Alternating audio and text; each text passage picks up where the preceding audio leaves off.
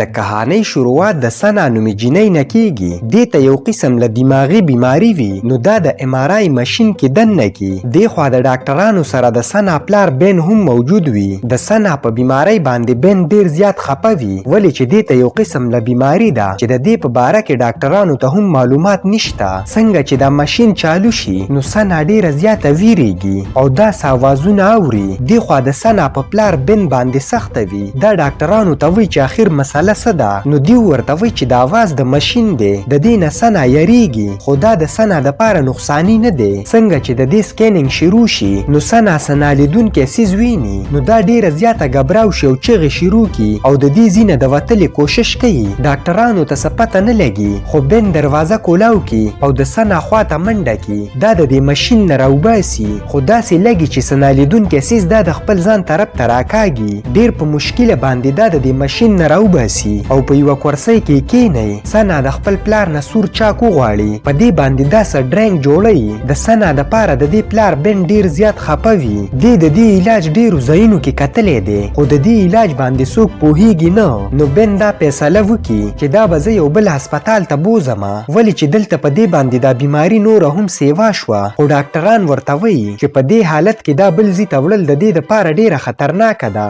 ته دلته پریدا ولې چې دلته به موږ ډیر ښه حفاظت کوو. خو بین د ډاکټر خبره نه مني. د دیو په منځ کې خبرې روانې وي نو سنا یو سړی ویني په دې سړي باندې د چا نظر ونه لګي او دا سنا ته په غوږ کې څه خبره وکړي. په دې خبره باندې سنا ډیره زیاته ویریږي او د دې د لاس نه هغه چاک ولویږي. د ډاکټر په مشوره باندې بین دلته ایسار شي. دلته کې باران هم راشي نو دا سوچ وکړي چې زه به د دې ځینه په پټه باندې وځم. بین خپله لور سنا را روانه کی او په کورسۍ کې مخې ته بوزي چې د دې هسپتال نه وځي. خو په لاره کې د دې سره د ایمي نومي نرس میلاو شي. ایمي ورته وایي چې موږ به دلته د دې خیال ساتو ته دا د دې ځینه مه بوزه. ایمي ورته ډیره زاري وکړي خو بین د دې خبره ونه مني او لیپ ته لاړ شي.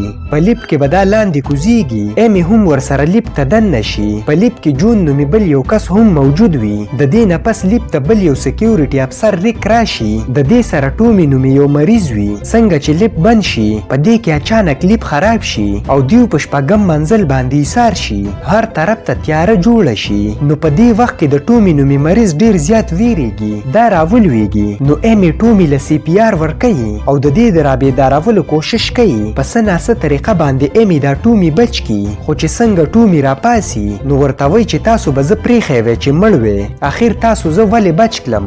د دې خبره د ریک په سمج کې هم نه راځي. ریک د خپلو ملګرو سره رابطه کوي چې دا لیپ زر تر زره سم کی او دیو لاندې پلور ته ورسی. د دیو خواته مونږ جون وینو.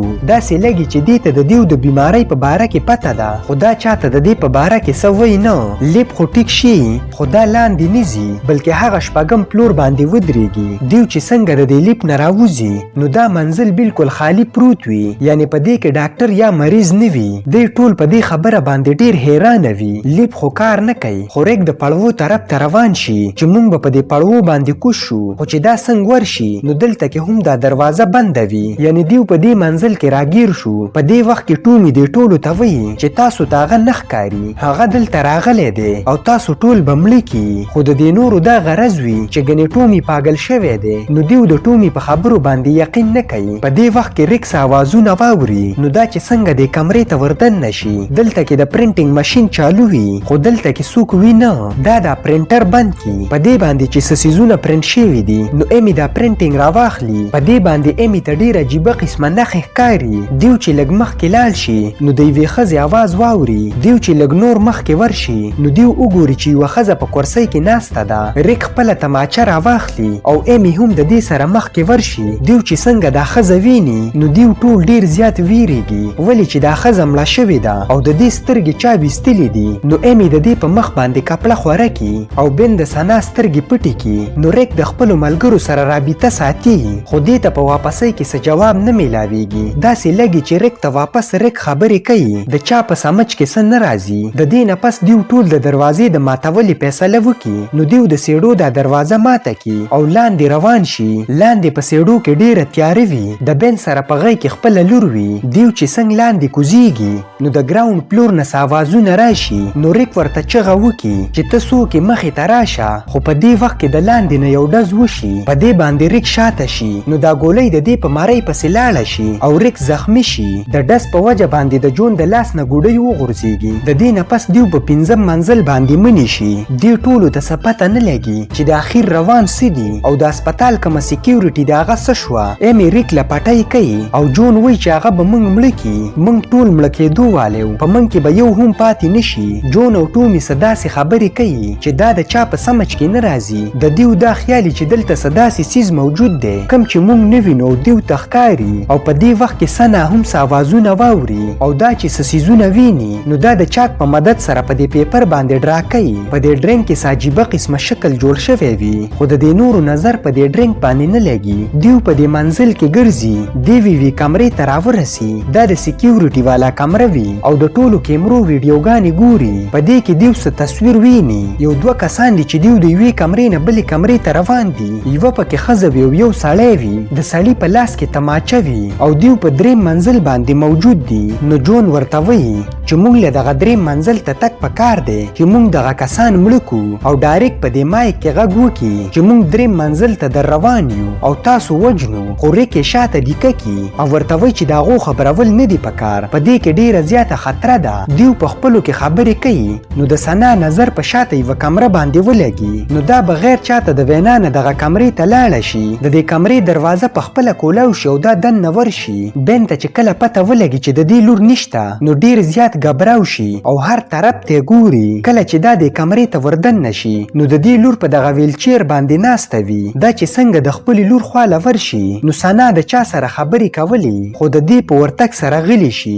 بین خپله لور را روانه کی. په دې کې د ټولو په موبایلو باندې رنګ راشي. د دې موبایل په خپله په ګرمېدو شي. د دې आवाज نه سنا تنګه شي. نو دا په خپلو غوږونو باندې لاس کیدي. ټومي هم په خپلو غوږونو لاس کیدي. د دې نه پس د دیو نظر په مخامخ المارۍ باندې ولګي. دلته کې دیو وګوري چې یو پیری موجود دی. دیو چې څنګه دا پیری ویني دا ډیر په خطرناک شکل باندې پیری وي. نو دیو ټول ګبراو شي او د دې ځینه وتښتي. خو دا پیری په دیو پسې ور روان وي. دیوی وی بلې کمرې ته ورسي او ریک په دې باندې ډزې شروع کی. خو ډزې په دې باندې اثر نه کوي. خو دیو په غلطۍ کې دا ایکس ری ماشین چالو کی. نو د دې دا ریډیشن هر طرف ته خور شي. په دې باندې دا پیری د دې ځینه وتښتي. دیو ټول ډیر زیات حیران وي چې دا اخر څه او دا زمنګ سره روان څه دي. جون دې ټولو ته وایي چې د دې هر څه ذمہوار د بین لور ده. ولې چې دا عجیبه شان حرکتونه کوي. دا خپل سوټکیس راواخلي او د دې ځینه وتل غواړي. دا چې څنګه لیپ ته دننه شي نو اچانک د لاندې نه آوازونه راشي.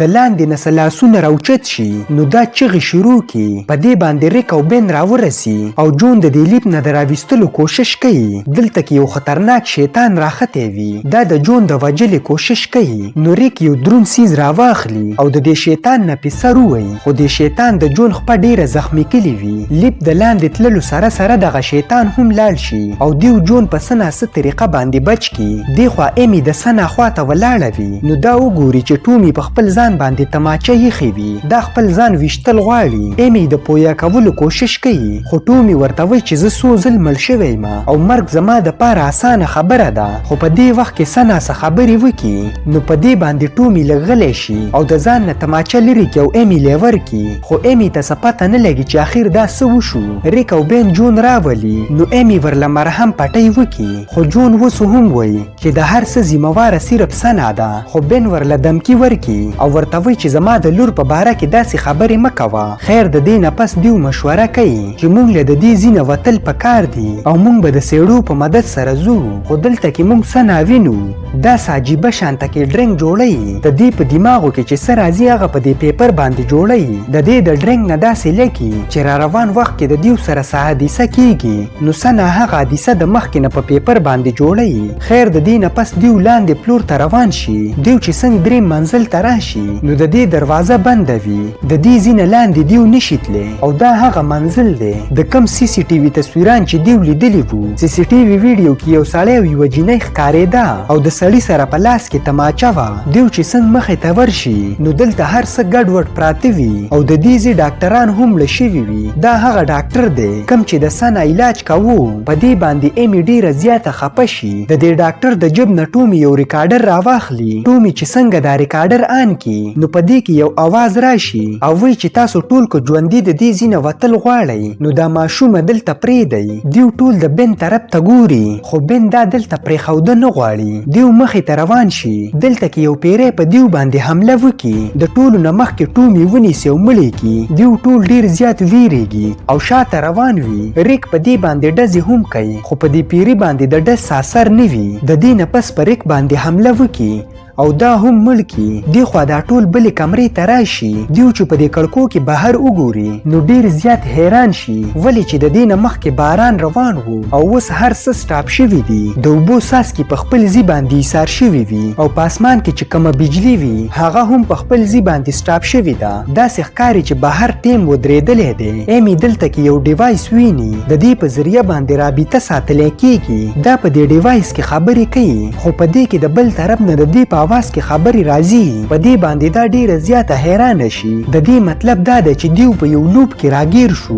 یعنی دیو په یو وخت کې په پریزنت کې هم دی او په پاست کې هم دی. دیو ټول د پیریانو په یو لوپ کې راګیر شو. سنا چې هر ځای ته ځي نو پیریان به په دې پسې ورځي. د دې ځینې د وتلې صرف یوه لار وي چې سنا دې دلته پاتې شي خو بن کله هم داسې نه غواړي. په مزه مزه باندې د ایما طبیعت خرابېږي چې څنګه ایمي وګوري نو بن ته وایي چې د دې دپاره دوایانې راوړل ضروري دي. کو دې ته دوایانې میلاو نشوي نو دا به مړه شي. بن ورته وایي چې دا دوایي به چېرته میلاو شي نو ایمي ورته وایي چې په ایمرجنسي کمره کې خو اوس د ایمرجنسي لار بنده ده. ته به اخر ځې څنګه؟ خو بن ورته وایي چې زه په هر حالت کې دغه دوایانې راوړمه. دا چې څنګه روانېږي نو ایمي ورته وایي چې زه تا یوازې نشم پرېښودی. زه به ستا سره ځم. نو ایمي د دې سره ملګري شي. بن خپله لور جون ته حواله کړي او ورته وایي کو دې ته هر قسم ضرر ورسېدو نو ته به زما ذمہواري. بن یو توړی راواخلي او دا د ایمرجنسي کمرې دا دیوال ماتول غواړي. د ډیر مهنت نه پس دا دیوال مات کی او دننه د کمرې ته ورشي.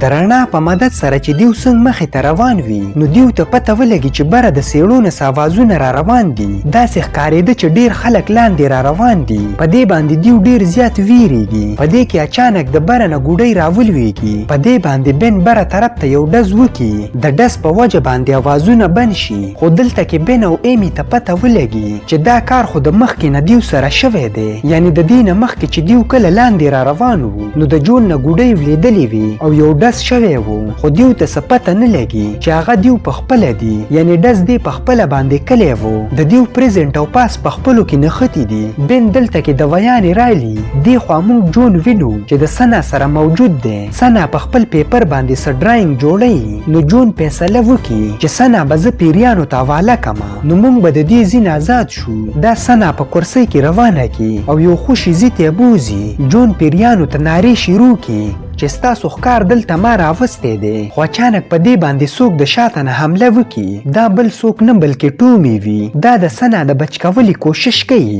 خو جون په دې باندې زورور شي او دا هم مړ کړي. خو په دې وخت کې سنا له غوسه ورشي. دا ډیر په خطرناک نظر باندې شاته ګوري. نو دلته کې یو پیری راشي او جون د مرۍ نه ونیسي. جون چې څنګه مړ کوي نو په دغه وخت کې بن او ایمي راورسي. بن په دې پیری باندې یو غوزار وکړي نو په دې باندې دا پیری د کړکۍ نه بهر وغورځيږي. د ټولو نه مخکې بن خپل لور سنا سنبال کی. ایمي او بن هم ډیر زیات غبراو شوي وي. لږ وخت پس اچانک سنا غیب شي. څنګه چې بن ته پته ولګي نو دای هر طرف ته ګوري. دا په خپل لور پسې روان وي. دی خوا ایمي د یو بیډ لاندې پټه شي. د دې خوا کې هغه پیری موجود دی کوم پیری چې دا خلک وجني. نو دا بالکل غلی شوي وي. دی خوا بن په خپل لور پسې ګرځي نو دا یوې کمرې ته دننه شي. دا یو بل ځای ته ورسي. د دې خوا کې ډیر ډاکټران او مریضان موجود وي. بن د دیو سره خبرې کول غواړي خو دی له څوک جواب ورنکړي. نو دې ته پته ولګي چې دا د دې یو سوچ دی. په اصل کې دلته کې څوک موجود نه دي.